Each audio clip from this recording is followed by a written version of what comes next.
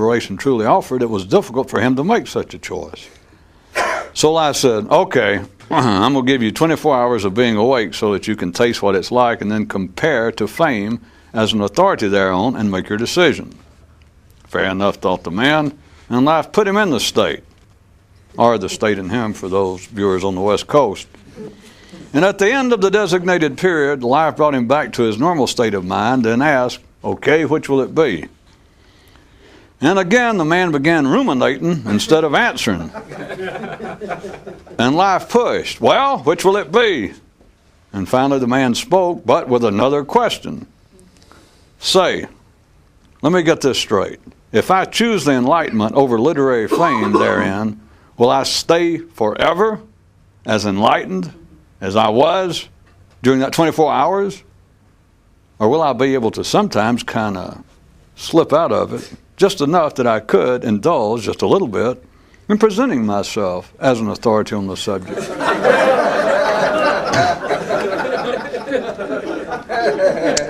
And life forthwith reached down, grabbed the mystic, and hit the man smartly upside the head, causing his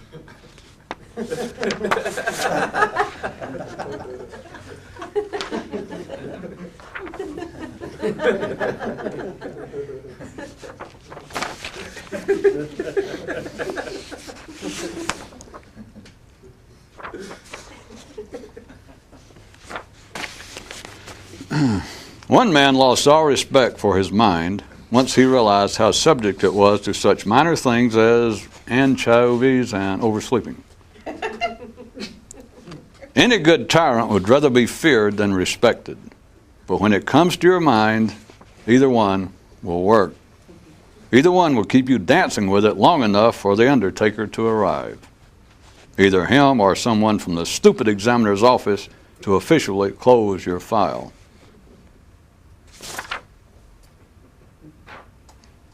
The vat. The problem, as an alert man sees it, is in first falling into the vat and then in becoming part of the vat.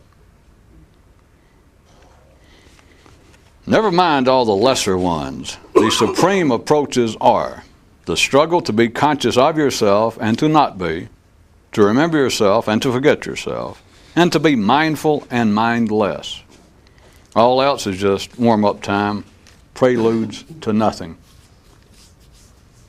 Listen, they're playing my song. How can you be sure? Because they're all my song. How can that be? Because they're all played in my head. The digital age was made possible by the efforts of the enlightened who long ago realized that everything can be represented by a 1 and a 0.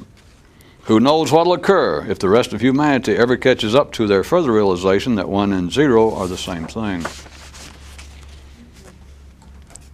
There was once a world in which the creatures had 2 tongues, one in their mouths, like us, and another directly connected to the mind. Wait a minute. Are you sure we're talking other worlds here? Back to architecture. Civilization, that is, humanity as a mental whole on the physical move, civilization got the idea for awnings from certain early on observations certain now forgotten men made inside their own skulls. Oh my, but I do so love a striped pattern. Oh, put me down for a solid any day. Okay, you Nellies, make up your minds. My crew ain't got all day. We got a job waiting at an office building with 2,000 windows. Plus, it's obvious. You obviously don't yet realize that it's all the same. Stripes, solid, checks, it doesn't matter. They're all the same. You know, it's not that often that you see a man in the building trades who displays such an understanding of the mind. At least not right out in the open. Update. People who believe that they're getting somewhere aren't.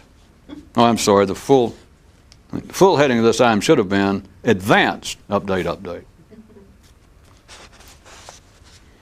The simple conjured up the idea that the gods will place no burden on a man that he cannot bear, after they realized just how simple they were and to what degree the gods would take advantage of their condition. You see, people who believe that they're getting somewhere in the mental, transcendental sense are still making the mistake of thinking that there is somewhere to get to other than wherever you are at the present moment. Oh, God, moans a simple man. I wish you hadn't said that. In one planet's patent office, they closed down the files after reaching the letter M. Geez, you realize that means they never had television or knickers. Hey, knickers is spelled with a K. Or platform shoes or unicycles. It's spelled with a K, damn it.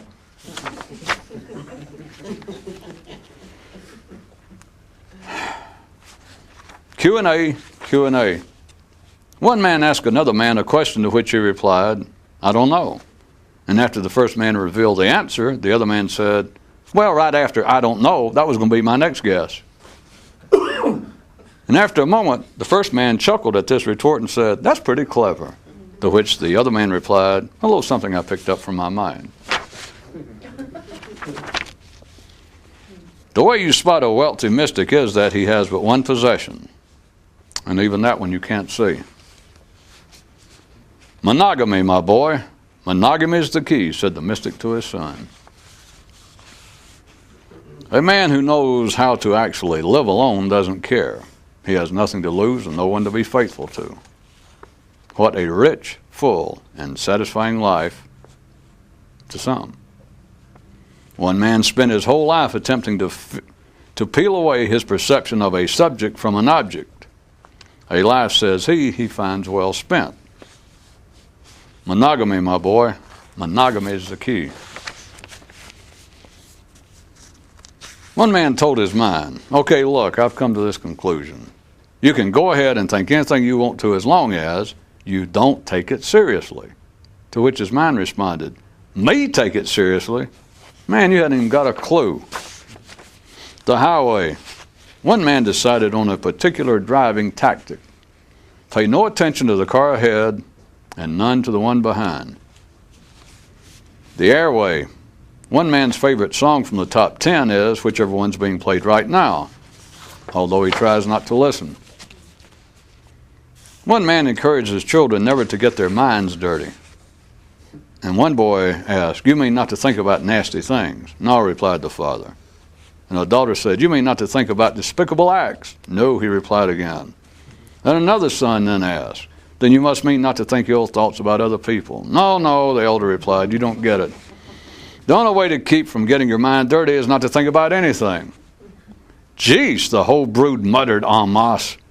Why don't you give us something really challenging to do?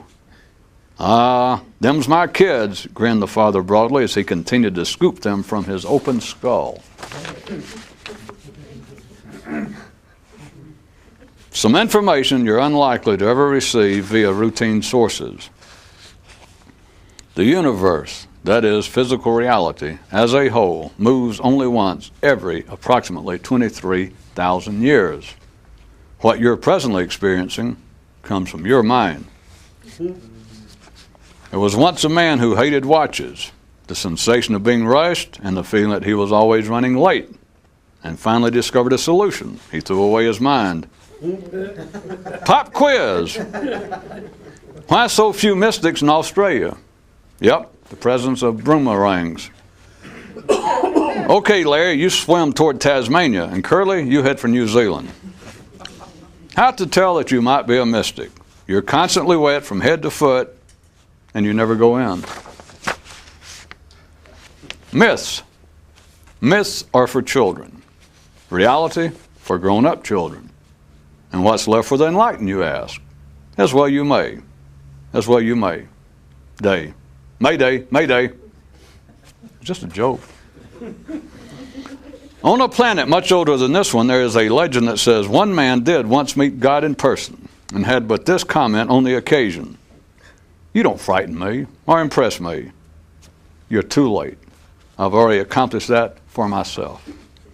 And just for an instant, the big guy almost got angry, but immediately had to recognize and appreciate his own handiwork. So he just smiled as he continued to scoop men from his brain.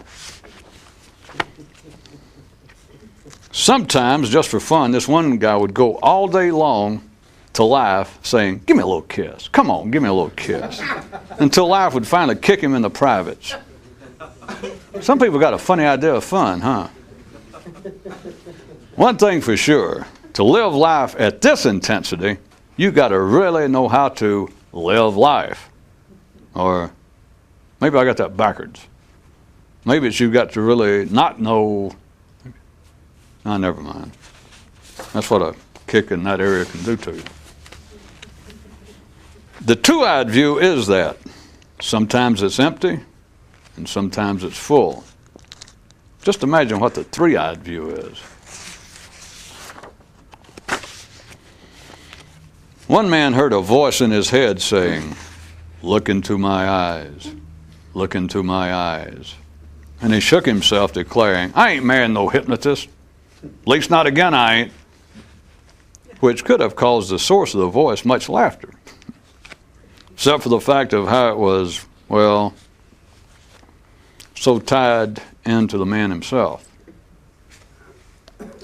A man wrote to a mystic and asked, "Say, just what isn't all tied up to man himself?" And the conscious one found this to be the most impressive letter he'd received since being notified that he was already a pre-selected winner. The Postal Service on some worlds will not deliver mail to the awakened, claiming that it is not cost efficient to move communiques the few nanometers involved between one synapse and another. The enlightened make great neighbors to themselves. Come on, baby. Look into my eyes. Just once. Being part of a mystical operation is at best a metaphor for being part of a mystical operation. Come on, baby. Look just once.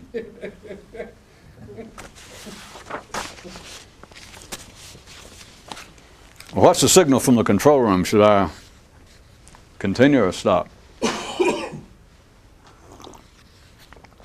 What's the director for? It's supposed to direct. Go over here? No.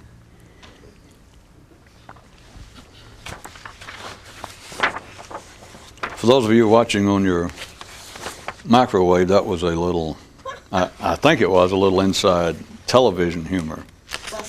I don't know how I would recognize it.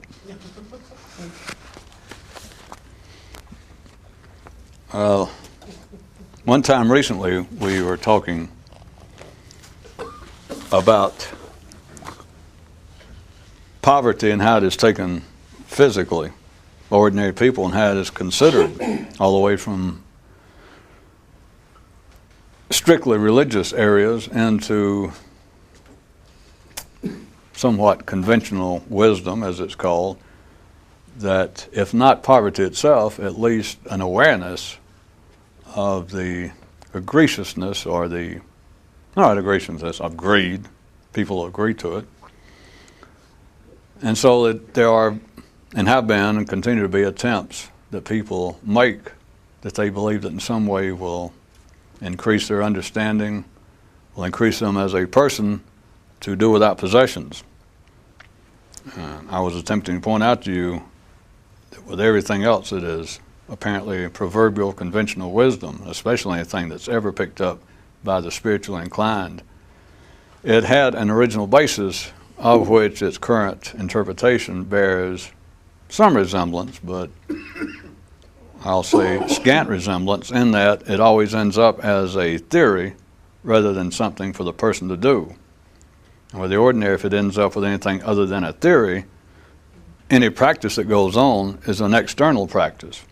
That is, of ordinary people believing, whether they do it or not, but even a few people do make such an attempt to physically give away their possessions in the belief that will give them more likelihood to increase their consciousness or win the favors of the gods, and etc. Whereas real poverty, the original meaning, the only meaning that would be of any interest to someone who might be interested in this, would be poverty of mind. But in the same way, as always, it tracks in a parallel manner if an ordinary person, if there was some validity to being physically poverty-stricken by your own doing, ordinary people will still try and be selective about it, just because of the way the mind works. If someone agreed, after reading about it or hearing about it, that it would be good if they gave away their possessions, that in some way either gods would favor them according to some holy scripture, or even their own feeling, if they pushed a little bit, that it is so obnoxious to them to consider giving away everything that they have acquired up to this point, that it must be good for them. It would be very hard, it'd be impossible, I would suggest, on an individual basis, to find someone who would do this totally. It might be a different situation if someone went to join a so-called mystical organization or religious order that could enforce poverty. That if, in other words, if they strip searched you when you came in and make sure you didn't bring anything with you, and that they can periodically did, as our fine prison systems do, had a shakedown, or at least kept you from ever having visitors, to make sure that you never acquired anything, you would have something closer to a possibility under those conditions. But if you had an individual person who was undertaking to live some more spiritual life or attempting to undertake his own enlightenment and pursuing it on the basis of what he had read and heard about, that he was doing it not in an organized milieu, and he decided to pursue the poverty idea, all you got to do is check with yourself. Such a man, and it's no attack on humans, this is just the way it is, but he would not give away everything. He might give away everything that his neighbors, he might give away everything that his friends could see. But there would be something or some things that he would be very unlikely, I suggest perhaps, that he would find impossible to give away. And it's easily explainable. The human mind can always do it, because if he gave away 95, 98% of everything he owned and only kept 2%, give the man a break. Anyone attempting to appease the gods or to do something extraordinary such as that, and they pick out a goal, or they adopt a goal that they have read about, such as a man can only pursue a spiritual or more conscious life by having no possessions, and he adopts that. So to have no possessions is a 100% deal, and he gives away everything but 2%.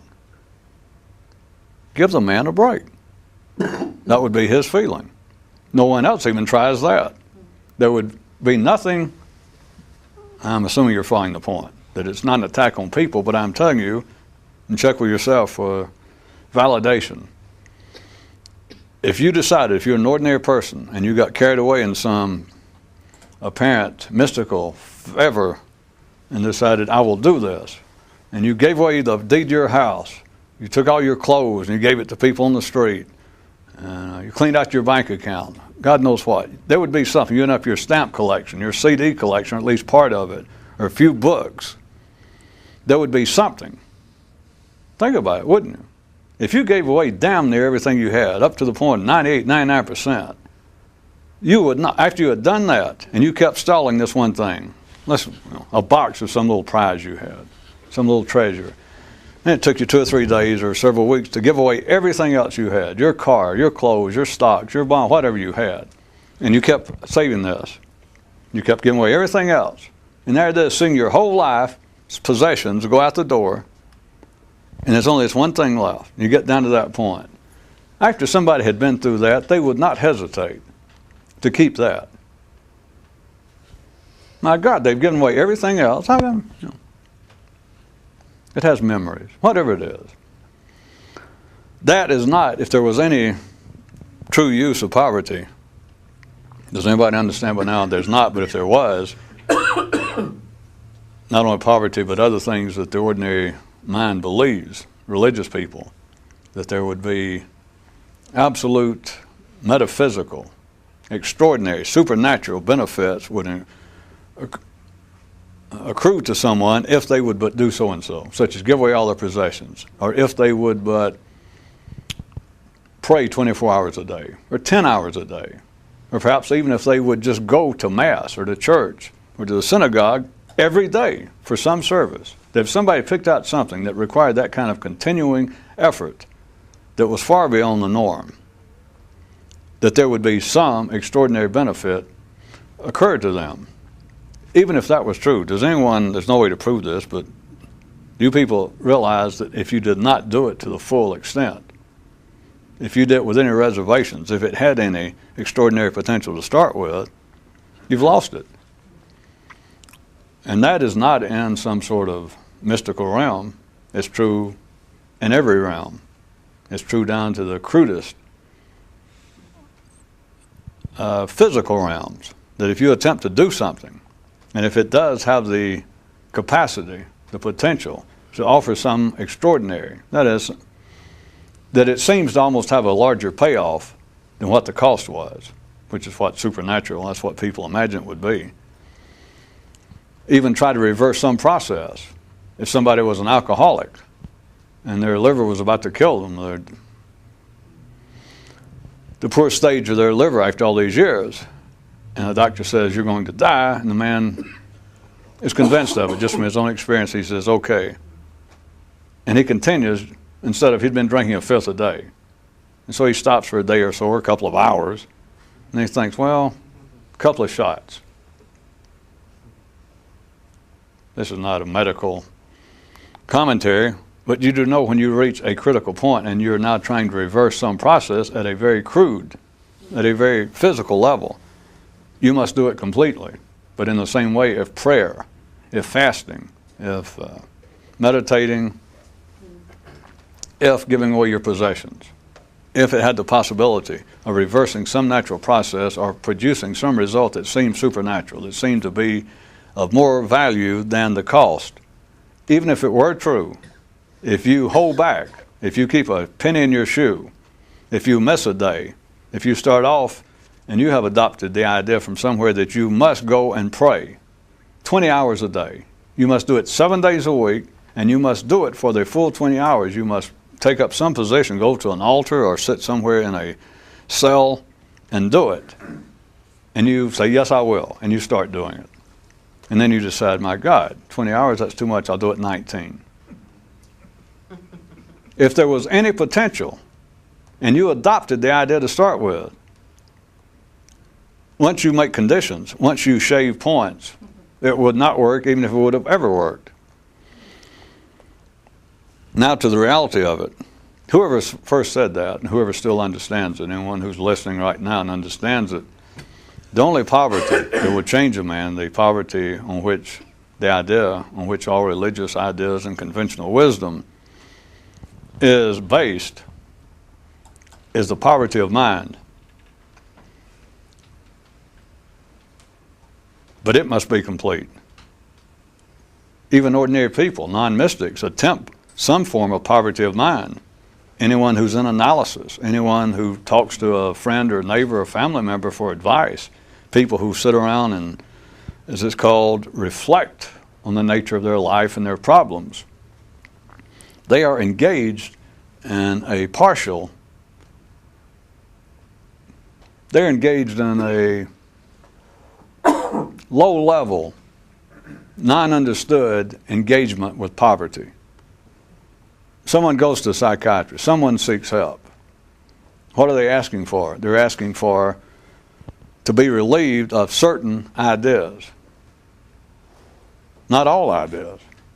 If you could find a psychiatrist and you said, I keep thinking a few things that drive me crazy, whatever it is, it doesn't matter, but the way my mother mistreated me, the way I mistreated my mother, can you help me? And the psychiatrist says, how much money you got? And the man tells him, he says, not only can I help you with those thoughts, I can get rid of those, I can get rid of all thoughts. First say, what? Are you crazy? It's just these. A man doesn't go to a doctor and says, I'm convinced that my drinking is beginning to adversely affect my health. Is there something you can give me or some way you can help me stop this habit? And the physician say, well, if you've got enough money, not only can I do that, you're lucky you came here, I can stop all habits. First, wait a minute. I didn't ask for all habits.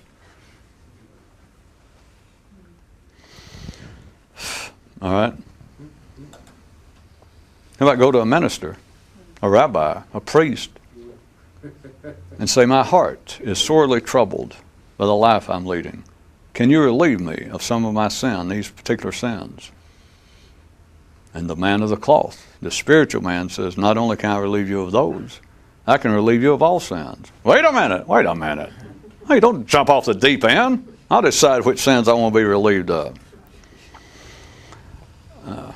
Realizing, I hope, that being treated of psychological ills, sins, habits, I'm speaking metaphorically in the case.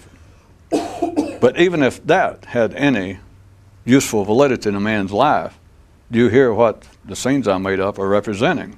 You cannot halfway, you cannot conditionally undertake something.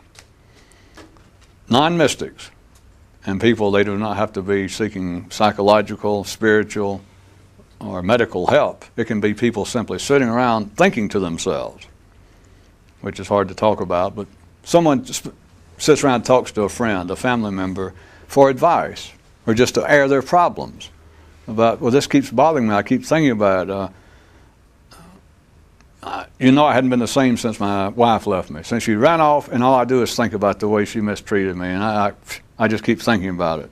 What will I do, Mom? And Mother says, well, you just got to get over it, blah, blah, blah. Whatever it is. Or he talks, talk to your brother. I mean, his wife ran off and left him too. Talk to your brother. Maybe he can help you. Do you realize what they're trying to do is engage in a selective form of mental poverty? That's what it all is. There is no such thing as a usable selective form of poverty, whether it be medically, psychologically, or any other way. So ordinary people are engaged in that. If you get past the ordinary stage, someone who has some suspicion of what this is about, someone who begins to understand what it's actually about, every night evidently I can come up with something, but for tonight I can say there is really not much of a better, a superior phrase than to say that the whole trick is mental poverty. But it can't be conditional. There is no such thing as conditional poverty of any kind. Was the point I was making by the hard physical examples. You understand, you can say that somebody may be poor, but they're not actually in poverty. Not complete poverty if they've got one thing. You have to be stripped of everything, or else it's conditional poverty. It's just you're poor, or you're poorer than other people. You cannot be conditionally, mentally in poverty. Every time that you look outside yourself to attempt to do this, you're holding on to something.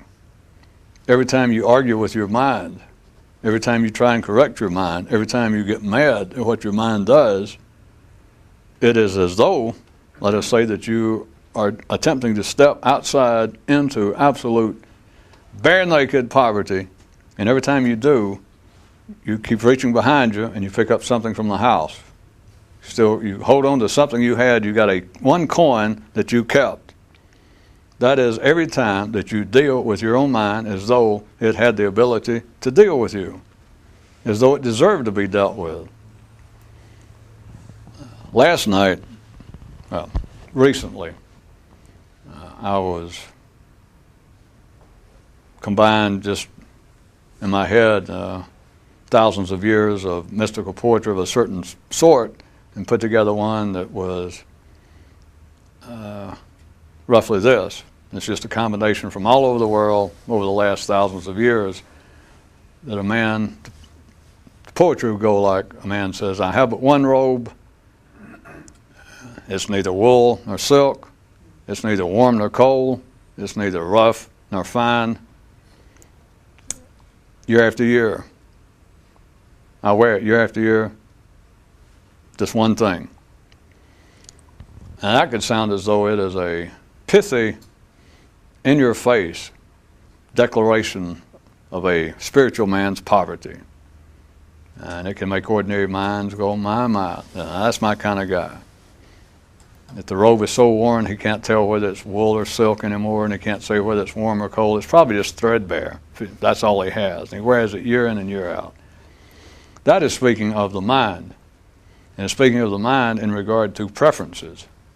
To say that I have but one robe, that is to be single-minded. That is for a man to understand that what we ordinarily call our mind is irrelevant if you're interested in this. If you're actually determined to see this through, that whatever is in your mind is irrelevant, totally irrelevant, not partially irrelevant, not conditionally irrelevant, not some parts of it pertinent and some impertinent, and maybe others sort of in a gray area.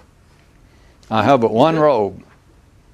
To have but one robe, so you've got to give away the mind. You don't start out with one robe. Adam didn't find himself outside the garden of silence, outside the garden of no consciousness after life kicked him out. He didn't find himself with one robe. Once he was outside, the man had a truckload. The man had a full wardrobe. The man had robes for every day of the week, for all occasions. Everything he thought, he had a robe. You can say that from partaking of the tree of knowledge, what he really got from that was a full lifetime wardrobe. Him and all of his descendants, that is us. Thanks a lot, Adam. You're born dressed. You're born with as many robes as you need. That is, you're born with as many opinions and preferences mentally, as you will ever need. Have you ever, in your mind, been at a loss for a preference? Have you ever found yourself in the humiliating, if not dangerous, uncomfortable position of someone asking your opinion or preference, and you can't come up with anything? Nothing. My God. Nope. That is not the way life's arranged. There are many things that I know that people believe are harsh and inequitable about life. But you've got to admit this. You never run out of mental clothes. You never run out of something to think. But ordinary people would take that kind of poetry, even would-be mystics. I have but one robe, I do not know. It is neither. I have but one robe, it is neither wool nor silk, it is neither fine nor coarse, it's neither warm nor cold, it's neither long nor short. Year after year I have just this one robe. And they go, well, you can do it yourself, I already started, but you can analyze that sort of statement as well. It's so threadbare of just one of such a poor quality or questionable quality. He doesn't tell us, but he says it's neither warm nor cold. So what it means is when the weather's cold and conditions are cold, it doesn't keep him warm. And when it's warm, it may not be cool enough to may be uncomfortable. He's just got this one thing, and conditions are constantly changing. And he's got this one. One robe will not do. The conditions, the weather, the temperature, the humidity is in a constant flux, except in areas of science fiction where they have now operational anti-flux machines. But as conditions continue to change, a man must have a change of wardrobe. Life has provided such, so that no one, unless they have made some obscure, extraordinary efforts, are down to one robe. It takes almost a lifetime of effort to have one robe. And you cannot have one robe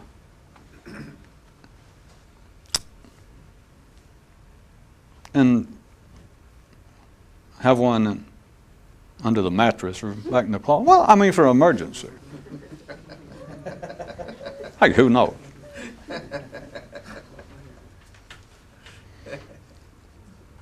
You either got one robe or you don't have one robe, which is an allegorical way of saying you have either discovered the nature of the mind, or else you are still in the vat and you have become part of the vat. You cannot separate you from the vat.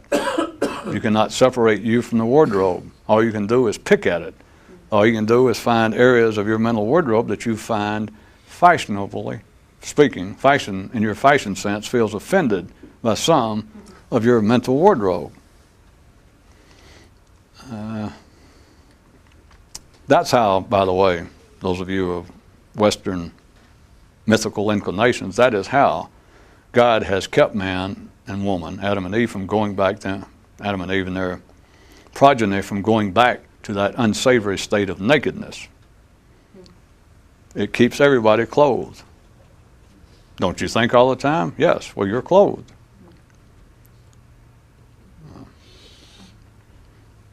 Those of you who don't remember the story, in its many versions, the biblical one is that they were naked before they partook of the forbidden act. And after that, they went, wow.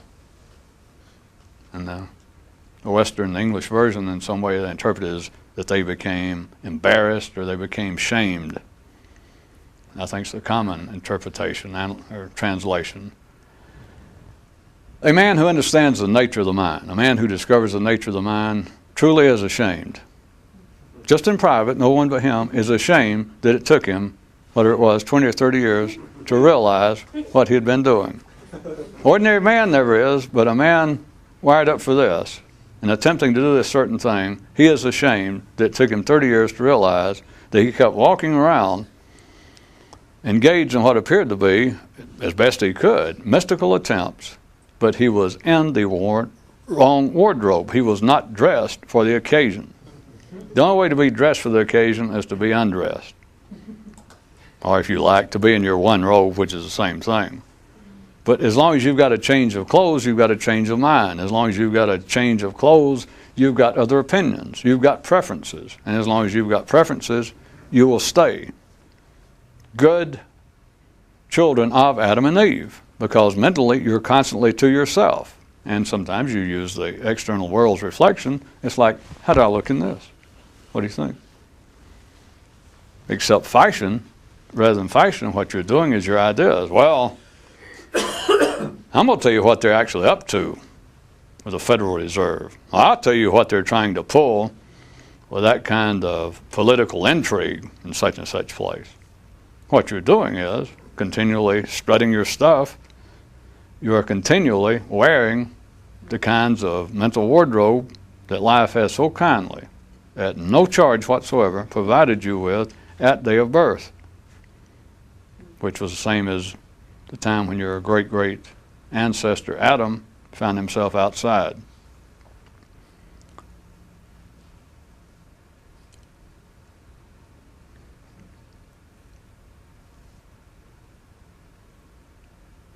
Does anyone find it interesting, just in a strictly rhetorical sense, because it's certainly not interesting to ordinary people, that through all of the so-called gains and new understanding of psychiatry, psychology, conventional wisdom, but let's take the professionals, because they went to school. People who's gone to school now for 12, 14 years of their adult life and are now psychiatrists, let's say. Or if you shave a few years and call them a psychologist, but psychiatrists. And they're dealing with people who complain about parts of their mental life. We'll forget the ones about behavior because it's still traceable to their mental life at the ordinary level. They complain about areas of their mental life. Do you find it curious that rather than these conditional treatments, that is, they will admit, the professionals at best, they might hope for some slight improvement over a lifetime in the complaints one has. And even that they will not take into account the aging process. But give them this, that they will admit that it seems at best partial success with people's complaints about their mental life. Do you find it curious that no one in the ordinary world ever says, well, wait a minute. The cure for all mental problems is don't think.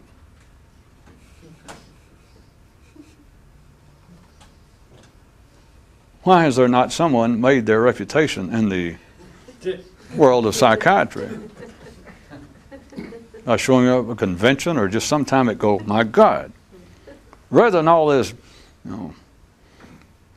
Peter dicking around in your pocket trying to, stop this feeling, keep talking about how your mother, and, keep repeating it over and over, try to, write it down, wait a minute, quit thinking and the patient go, or at least the psychiatric community, hear this idea, and as a whole, be staggered with its profundity.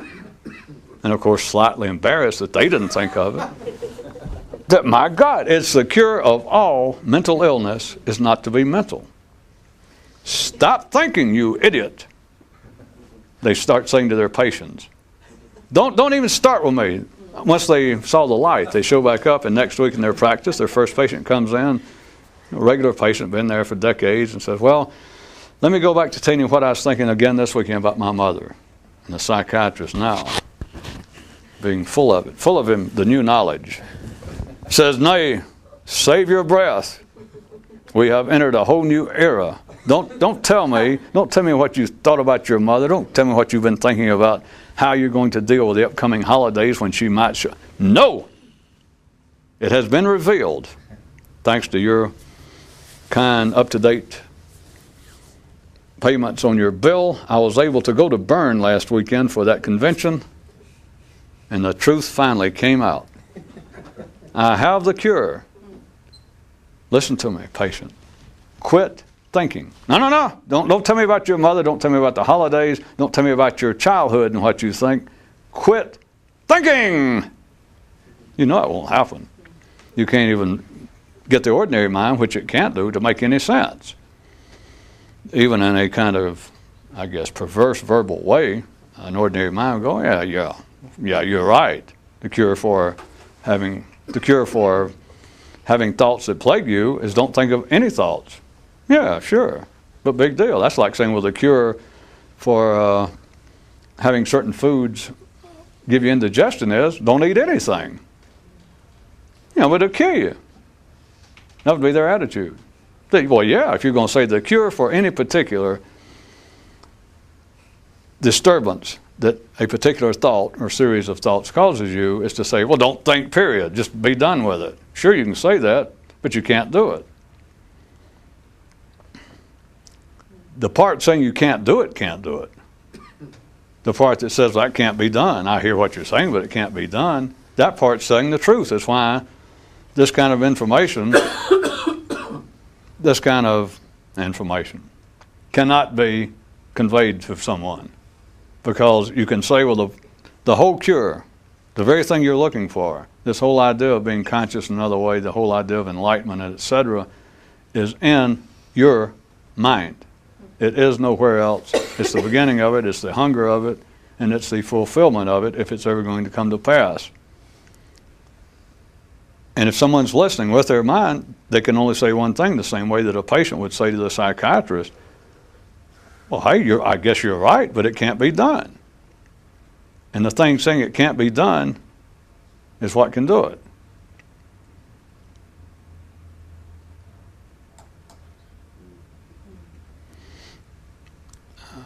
I'm tempted, I've done it before, to end and say, of course, it's a form of suicide, which has a certain dramatic ring to it. It's not really suicide to the mind. I'll give it one more shot again. It is as though you have activated a second mind. And even that, I keep using that, even that is misdirected because you've already got it activated every time you talk to yourself. Ordinary people, even at the slightest, which to them it is just slight and always very fleeting, anything resembling introspection. And people do it, ordinary people. When they catch themselves, maybe they say something to their boss or their friend or their lover, something slightly insulting. They start to make a joke. You misspeak. Maybe you say something about somebody's weight or their size of their nose or something, and then you realize, well, I shouldn't have said that. And for a moment, they are two people mentally. That is what guilt is based on. That's what embarrassment is based on. And we don't have time to go into this, but those of you who listen fast, that is part of the attraction to guilt. In case you think, people say, well, boy, I hate feeling guilty. No, they don't. People enjoy feeling guilty because it is a momentary awareness of two areas of the brain. In a meaningless manner, it's ordinary man's awakening. It is. Well, also what you're doing now as a form of it is humor, irony. It is having two things, two areas of the brain lit. Verbally, it might seem like what you're doing, I can put it another way, is your mind is entertaining two ideas simultaneously. It has to do that. That's what humor is, amongst other things, other descriptions. But that is, without your mind entertaining two pictures, two ideas simultaneously, nothing's funny. Nothing is ironic. There is no feeling of guilt. You can't feel guilty unless you're thinking of two things at once. I mean, put quite crudely, if there you are trying to pick up a woman, or there you are in bed with somebody not your wife, and you're a Catholic, or you're religious and your beliefs are that you should be sexually monogamous. For you to feel guilty about it, you have got to be aware that, well, I shouldn't be doing this, as far as your mind's concerned, one place. You've got to be aware of it while you're aware that you're doing it. You can't be just aware of one. If you're there in bed with somebody else's wife, or whatever you're doing, drinking or eating the wrong food, some forbidden, as long as your mind is only on that, you won't feel guilty. It's one reason people like to drink before they're going to do something they feel guilty about, because it cuts down, it helps localize consciousness in the brain. It's part of the fun. But to feel guilty, to laugh, to be sarcastic, you have got to have two areas of the brain just momentarily activated. So when I say that if you could, when the mind says, when it hears the idea that the cure for all disturbing thoughts, or I'm telling you people the way, one of the shortcuts or one of the descriptions of the fastest way to achieve another state is to tell the mind you should be only have one robe, or you should be nude. You should have no contrived ideas. You should not put on any preference. You should not lend yourself anymore to your mind saying, well, I like a warm robe, I like a cool robe, I like a silk robe, I like chocolate, I like pistachio. I'd like to go here. I'd like to see those people. If you could stop that, not selectively, but stop all that, and the mind says, okay, well, even if I hear that, what the hell does it mean? How can I stop? And you go, wait, you right now talking to me saying, how can I stop? You're it. You're what I'm looking for. And it goes, what? And not just that, unless you can hold a dual awareness there for a moment, then you become it, and you lose sight of the fact of it saying, how can I do it? And you think, well, you've got to be able to do it because you just asked me about it. You are the very place I'm looking for, and it goes, where? Why is it looking? There is no where but here, mentally. So, as I started to say, it's not really fair to call it suicidal. If you get to the point on your own to see it, you kind of wish it was suicidal, which would be one description of permanent enlightenment. Steady state enlightenment once you reach it. But it's not so much suicidal as it is that you can ignite two areas of the mind, and of course the original one, you got no problem. As I said, you were born with a full wardrobe, you were born with a full tank of gas. That thing will run until the undertaker shows. So that's not the problem. But if you can keep them both lit, it's not so much a matter of suicide of the original, but as you have shifted the attention, you have shifted the fuel, you become blind and deaf to the first one. It's as though it does not exist. It's as though you are now bereft of it, that you have given it away, that you now only have the one robe, you only have the one in which you are now by your own will, by your own effort, by your own understanding, by your own choice after you discover it. That I can be here, and I can through a certain, if you want me to quote one of the news stories now, if I can, was a certain man was born with an open wound, and for many years, with no success, attempted to heal it.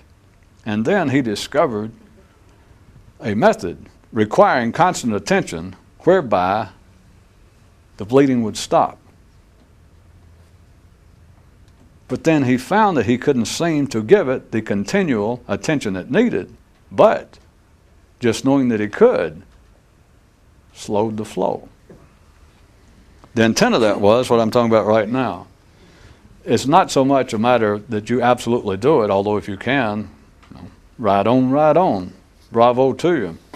But to approach it on the basis of something that you can actually feel and experience at any time you want to, that is, that you can bring on this kind of state of dual awareness.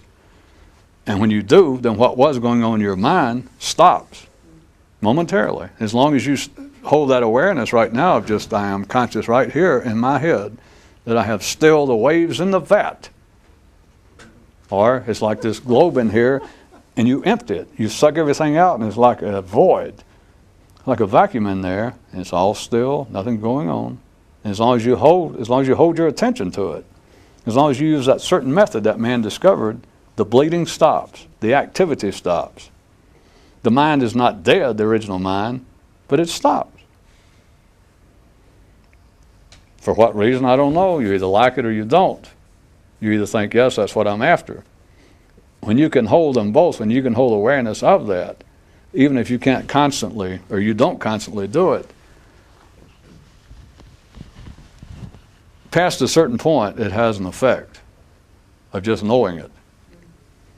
It's not a matter of just time, but that's what I've been, of course, saying to you guys about a certain kind of discovery, that there's something fairly simple that you can do, that you can keep that area of the brain, that is the original mind, the yakking mind, you can keep it on hold, in neutral, at bay, in the closet. Well, it's in a non-existent closet. And now you can stand naked with just one robe, poverty-stricken, full, rich, and satisfied.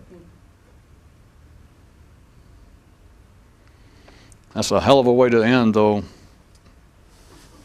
what I consider to be a fairly inspirational and uplifting lecture tonight, by having to live on a sad fiscal note.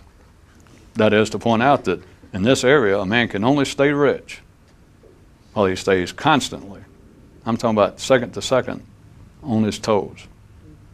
You got to be able to hold the money, because every time you let go, you're done for.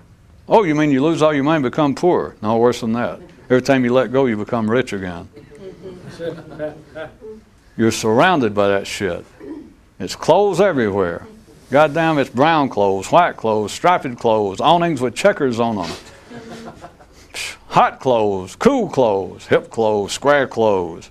Clothes you wouldn't be caught dead in, clothes that the dead wouldn't be caught you in.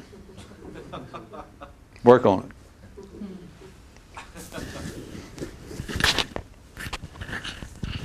Wear it in bad health.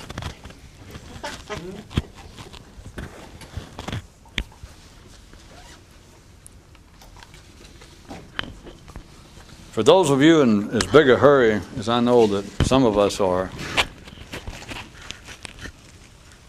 we have had a brilliant new suggestion.